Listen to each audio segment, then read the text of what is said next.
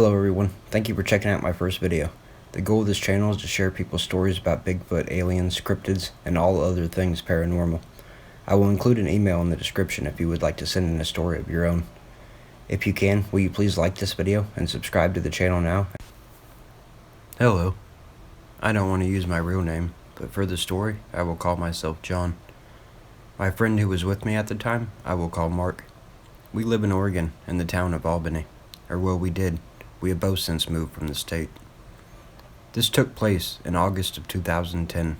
Both myself and Mark were 19 at the time and recently graduated high school. We were both working at a pizza shop and had the same days off during the week. We both loved to hike and explore the outdoors. We grew up together since we were 8 years old. He moved in 2 doors down from me. At the time of this incident, we both still lived with our parents, so we were spending pretty much all our time together, be it at work or otherwise. We grew up doing lots of camping, hiking, and some hunting sometimes with his grandfather. Not only were we best friends, but so were our parents, so we were always doing family activities like camping. We spent a lot of time in the beautiful woods of Oregon. After graduation, we started working, and our boss would give us the same days off during the week, so pretty much every week we would go out and camp overnight somewhere. Our favorite place to go was about 1.5 hours away at the Willamette National Forest. It is beautiful there. We would get there early in the morning, then hike for about 4 or 5 hours, and get ourselves deep into the woods. Then we would set up camp and just hang out, play some card games, throw our throwing axes at the dead fallen trees, stuff like that. We like to think we were one of the people on the TV shows out there surviving. Truth is though, we always had good food and water. So we had probably made this trip, I'd say about 15 or 20 times when this encounter took place. So we were pretty familiar with the area. We would pretty much always camp in the same area. Not the exact same spot, but the general area. I'd say like within the same half square mile or so. There was a small creek and a waterfall nearby, and we would use our water filters and then boil the water. There was water at this fall year-round, even in the snow. So we liked it because we knew we never had to pack in much water, mostly just food and some sodas or energy drinks. So on this day, we made it to the waterfall, which is only about 100 yards off the trail. We filled up our empty water jugs and started hiking deeper into the forest to find a nice flat place to build camp. After about 30 minutes, we found a good spot and got all set up. Mark started to filter the water we collected into our clean jug. That's the water we would use for boiling and cooking. While he was doing that, I ventured in the woods a little to go collect some firewood. I made about 5 trips back and forth collecting wood, then Mark and I both worked on starting a fire. After about 10 or 15 minutes, we had a nice fire going. It was about 5 or 5:15 p.m. at this time, and we decided we should get our food going. For our dinner that night, we had brought a little cooler with ice, and we had a couple steaks, some cheese, and butter in it, and of course some steak sauce. The cheese and butter was for baked potatoes. We wrapped our potatoes in aluminum foil and tossed it in some coals on the side of the fire. They usually take about an hour, sometimes less, sometimes more. We just hung out for about 15 minutes, talking about some girls at work that we liked, and just general stuff, nothing too serious. Then we got to talking about the fire and decided we were definitely going to need more wood. So we both got up together to go collect more. We took a canvas tarp we had because we could throw all the wood in the center and each grab the ends and carry way more. So basically, only had to make one trip instead of a bunch. Since we were using the tarp, we went farther away from camp to collect wood. Basically, we would just walk really far and then work our way back. So I would guess maybe 300, 400 feet. That's what we did, and this is where things get crazy. We got back to camp and throw the tarp down and start sorting the wood. We sort it based on its size. It was around 6:15 now, so we still had some decent light.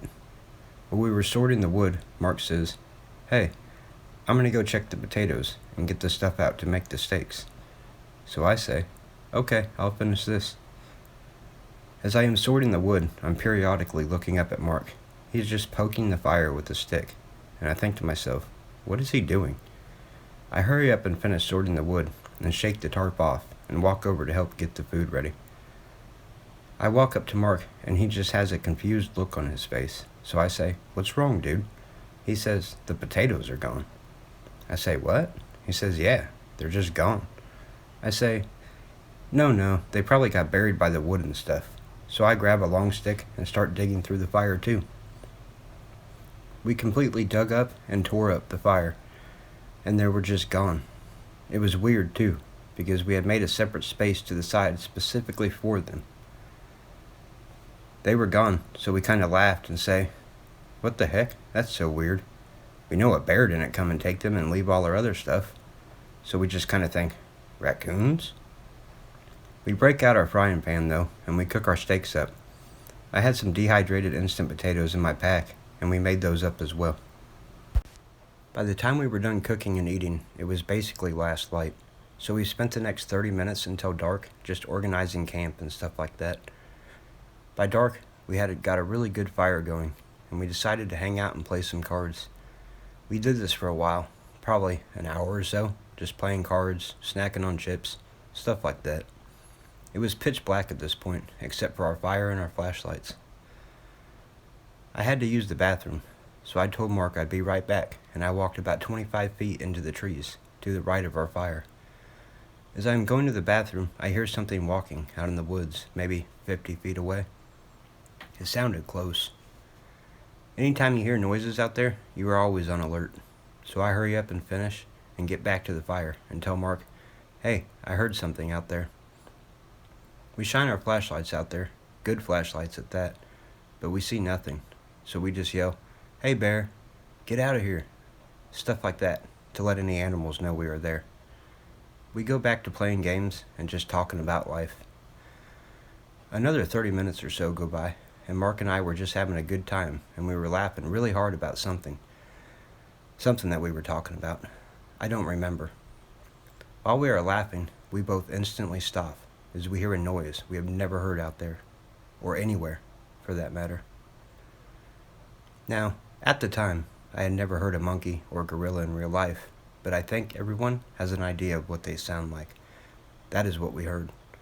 To make it even more scary, it was like imitating us. We had been laughing like, ha, ha, ha, and then this thing made its noise 3 times in the same way, like it squeak or squawk, 3 times the same. These were followed by growls that sounded almost tiger-like. Mark and I looked at each other, and then we looked instantly in the direction to the right where I had been using the restroom. I could see the fear on his face, as I'm sure he could see mine. Right after the first noise happened, immediately behind us, back behind our tents, there was another noise, sounding still like a monkey, but like a different voice. It made the same noise 3 times, in the same kind of tone we had been laughing. We both immediately jumped up and grabbed our hatchets. Mark told me, "Grab your bear mace, dude." We both stood by the fire, holding our hatchets, and me also holding some bear mace, just looking out into the dark woods, waiting. My heart was beating so fast I could hear it in my ears. We both took out our flashlights and started scanning the woods. As we did, we heard things running really fast through the brush and the sticks. We could not see anything though, just the noise of it moving through the woods. It was something that I had never heard, not like any other animal we have come across over the years, and we have come across pretty much everything that's out there. Honestly, the noise of them running around was more scary than the actual noise they made, at least to me. We kept shining our lights, but the noise stopped. I suggested we get in the tent and just hang out in there a bit. Mark said he would rather be outside in case we needed to defend ourselves or something. After about 15 minutes, there were no more noises. In fact, there were no noises at all. Over the years, I've seen other people talk about this stuff, and a lot of them talk about how the woods go silent. Well, yeah, no joke, because it was dead silent. No animals, no insects, no leaves, no wind, nothing. Just pure silence, other than hearing your own heartbeat and the noise you make when you swallow your own spit. To be honest, I don't know if I realized it at that moment, just how silent it was. It was not until about 30 minutes later we realized. We sat back down and just kind of talked a bit. Nothing in particular. You could tell we were both still on edge, looking around, shining our lights, just trying to be alert. As we talked, I don't remember about what. Suddenly it was like someone hit the unmute button on the forest, and all of a sudden, the wind, the leaves, They were all making noise again. The insects' noise just turned back on. We both stopped and noticed that, and started talking about how quiet it had been. We just kept talking, and I think in some weird way, having all those noises made us feel safe again. We joked and yelled into the woods, "That's right, get out of here. You don't want none of this." Stuff like that. Stuff a couple of young guys being macho after the fact, I guess would say. By this point, we had settled down and went back to playing cards and talking. We would still jump a little when we heard something, but the fear had passed for the most part.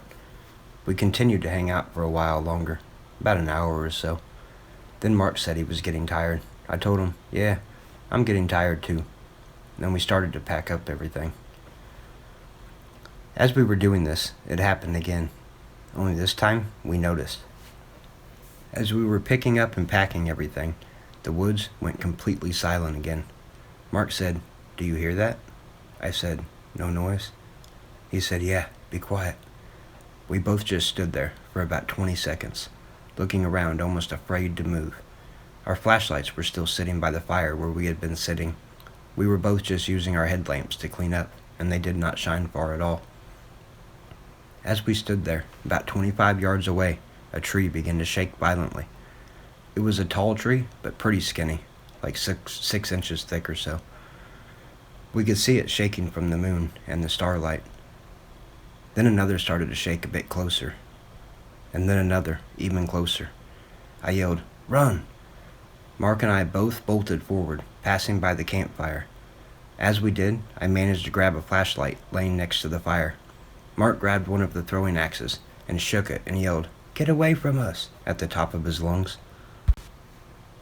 At the moment he yelled, it was like the whole woods lit up. Trees shaking, must have been 5 shaking at once. And then the monkey noises started again. The growling started again too. It sounded like 5 different monkey voices, or squawks, or whatever you want to call them. They were all going in 3s and 5, like squawk, squawk, squawk. It was like we were surrounded. We had ran, and we were like maybe 20 feet past the fire at this point, and about 40 feet away from where we had been standing by the tent, when a large branch about 2 inches thick, but 5 or 6 feet long, fell partly right where we were standing, and the other half collapsing part of our tent. Mark yelled, "Let's get out of here."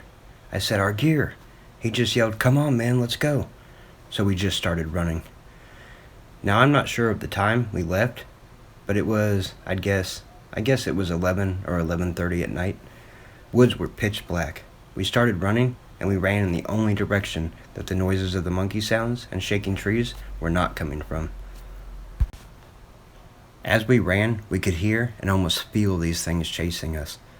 I don't know if you ever heard or felt a moose running by you, but it was like that. The whole time, these squawks just continuing, the growls too. As we ran, we came out of the trees and onto the trail. The trail there is a good 3 to 4 foot wide. When we hit the trail, we both immediately slid and fell down. I dropped my flashlight, and it bounced and turned off, landing in some ferns. I jumped up and started looking for it, and luckily, I found it pretty quick. I clicked the button on the bottom of it a couple times, and hit it, and it turned back on. I shined the light over to Mark, who was still sitting down in the trail. He was holding his thumb, and I could see that he was bleeding. I asked him, "Are you okay?" He said, "I cut myself on the throwing axe when I fell." I asked him to let me see, and he showed me. It was pretty bad. I told him, "Dude, you need stitches. Let's get out of here." He took his bandana off and wrapped it around his thumb, and we started down the trail back to the car. Now, we had hiked like 4, 5, maybe 6 hours to get to this spot, so we knew we had a long way to go. We had no gear, no water, just our cheap headlamps, a flashlight, and a throwing axe. We were trying to get down the trail as fast as we could. For about 1/3 to 1/2 of our way down the trail, probably 3 miles, we could hear these things to the left of us, following us, about 25 yards off the trail. We could hear them running, making grunting noises, growls, and that awful monkey squawk noise. It sounds weird, and we even talked about it later, but they were definitely communicating with each other. We could hear distinct voices.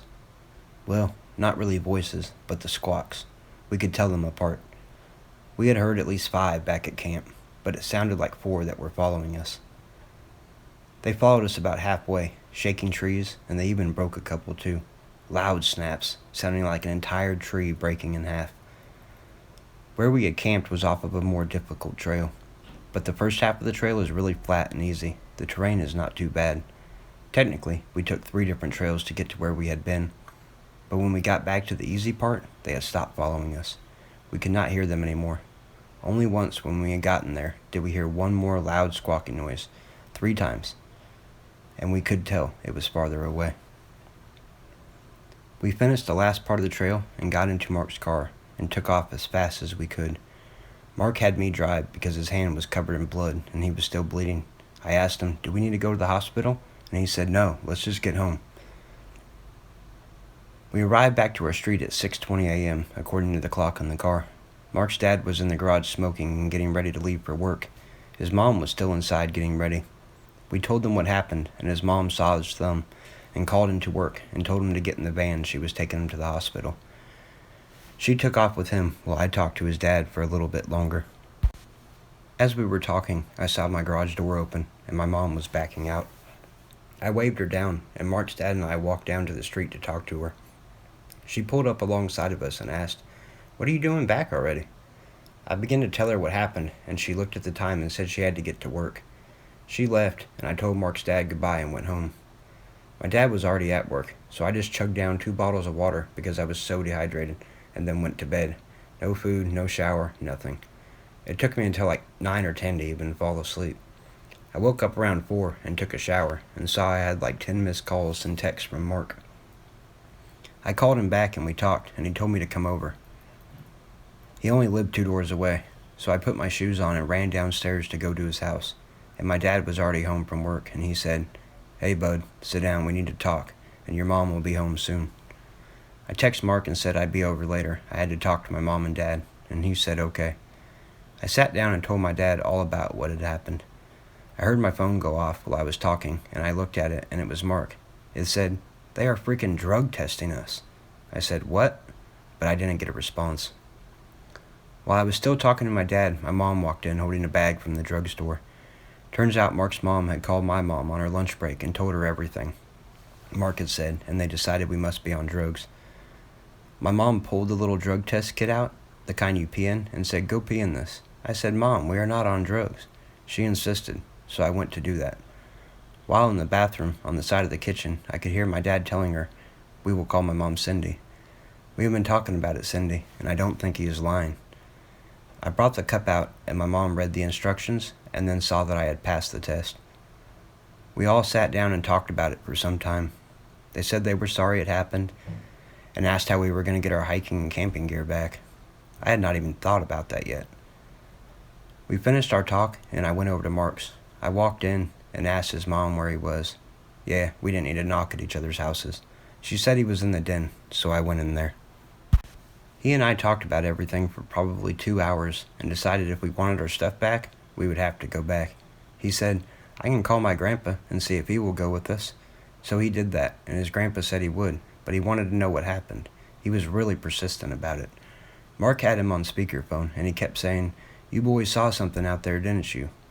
Mark kept saying, "No, Papa, we didn't see anything, but we had to leave our gear." His grandpa said, "I'll see you boys at 0500 sharp." He was a Marine for years, so the way he talked was military-like. I stayed over at Mark's at night so we could just leave from there. We were up until about 1 a.m. just researching stuff about what had happened and what we saw, and came to the conclusion that, well, it must have been a Bigfoot or Sasquatch. With the monkey noise and how loud and big they were shaking trees like that, it must have been. We woke up and his grandpa drove us out to where we were. He pulled out a terrain map, the kind you get at a ranger station, and asked us about where we were on the map, like where we had camped. So we pointed out our location, or general location, and he found another road that got us in a bit closer to where we had camped, so we only had to hike about an hour to get to the waterfall. We started hiking and we found our camp and packed up and headed home. It was nice going back with his grandpa because he was carrying a rifle and a pistol, so we felt pretty safe. Obviously, during the entire car ride there and back, plus during the hike, we told his grandpa all about what had happened. He just listened and said things like, "You boys must have been scared. I'm glad you boys made it out." Stuff like that. It was like he didn't not believe us, but he didn't fully believe us either or something. But he made us feel more comfortable talking about it than our parents had. We pulled up back to Mark's house in the street by the grass. We got out and started to unload our gear out of the back of his grandfather's truck. He was giving us a hand, and he said, "I want you boys to know something." And we said, "Yeah?" He said, "I believe you. I've been hunting out here for the better part of 40 years, and I've seen them. There are not a lot out there, but they are out there." We both almost at the same time asked, "What's out there?" And he said, "Oh, you know. What do they call them? Bigfoots?" We said, "Really?" He said, "Yep. And not only have I seen them out there, I was part of a squad of Marines back in the 80s who helped relocate a couple of families of them out to these woods right here in Oregon." He looked over at Mark and said, "That's why we live here. That's why the rest of our family lives in Florida and we live here. When I got out of the Marines, I wanted to be near them, so I started my family here instead of going back home." We were both just silent and didn't really know what to say. Then we started asking questions. He said, "I'm not going to say much. I will say that what happened to you guys was probably because you went near an area they were staying. They usually give birth around July or August because they are pregnant for a long time, almost as long as humans, about 8 to 8.5 months. There was probably a newborn around, and they scared you off to keep it safe." We started asking more questions, and all he really said was, "I want you boys to be quiet about this. Nothing good comes from it." We agreed, and we finished unloading our stuff. So now, here we are, 11 years later, and this experience has changed my life. I don't go in the woods like that anymore. I take my family and my children camping, but we go to the popular campsites, like the ones where there are like 50 camping spots all next to each other. You know, those type of camping places, the ones you gotta pay for. Growing up, I always wanted to be a park ranger or work in search and rescue, but now I just work an office job in the city. I can't say for sure what happened that night or what was out there with us. I know what happened though. I know what we heard. I don't think anything could ever convince me that it was anything other than a primate. My wife and I, about a year ago, took the kids to a zoo where we heard a gorilla making noise and growling, and I about had a panic attack when I heard that. I'm convinced there is some primate species living in the woods of North America, at least in Oregon for sure. I am sorry this was so long, but it felt good to actually sit down and write this out. If you decide to use this for one of your videos or anything else, please use the made-up names that I used and not my name in my email. Thank you. Have a good day. Thank you guys for watching my video. I hope you enjoyed it. This is my first one, so I hope to improve and get better at making these videos for you guys. But thank you for watching, and again, if you haven't, will you please like the video and subscribe? Thank you.